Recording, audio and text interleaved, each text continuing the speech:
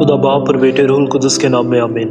ہمارے لیے آج کی تلاوت تکوین کی کتاب اس کے 41ویں باب کی 55ویں آیت سے 57ویں آیت تک، اور پھر 42ویں باب کی 5ویں آیت سے 7ویں آیت اور 17ویں آیت سے 24ویں آیت تک تلاوت سماعت فرمائے۔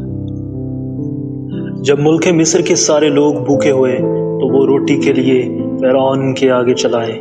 فرعون نے سب مصریوں سے کہا کہ یوسف کے پاس آؤ اور جو کچھ وہ تم سے کہے کرو، اور کال کے تمام روئے زمین کو گھیر لیا۔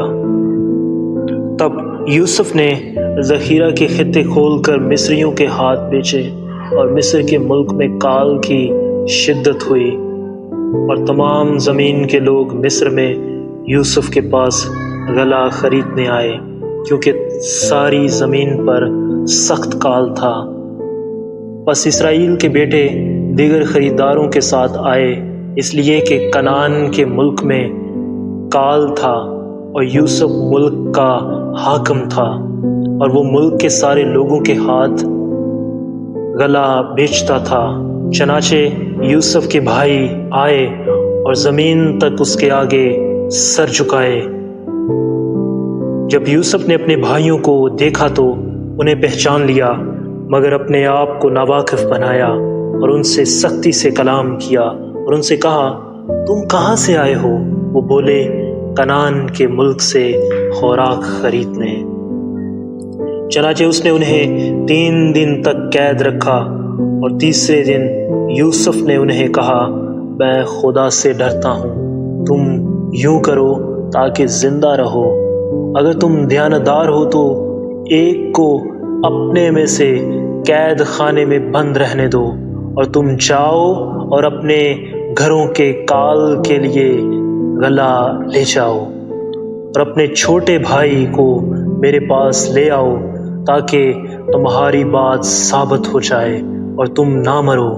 تب انہوں نے یوں ہی کیا، اور انہوں نے ایک دوسرے سے کہا کہ سچ مچ ہم اپنے بھائی کی بابت مجرم ہیں، کہ جب اس نے ہماری منت کی، ہم نے اس کی جان کو تنگی میں دیکھا اور اس کی نہ سنی، اس لیے یہ مصیبت ہم پر آئی۔ تب روبین نے جواب میں انہیں کہا، کیا میں تمہیں نہ کہتا تھا کہ اس لڑکے پر ظلم نہ کرو؟ تم شنوا نہ ہوئے، اس لیے ہم سے اس کے خون کی بھاس پرس ہوئی، اور وہ نہ جانتے تھے کہ یوسف ان کی باتیں سمجھتا ہے، کیونکہ اس کے اور ان کے درمیان ترجمان تھا۔ تب وہ ان سے کنارے گیا اور رویا، اور پھر ان کے پاس آیا اور ان سے باتیں کی، اور ان سے شمعون کو لے کر ان کے روبرو باندھا۔ کلام اقدس کے پڑھے اور سنے جانے پر خدا کی برکت ہو۔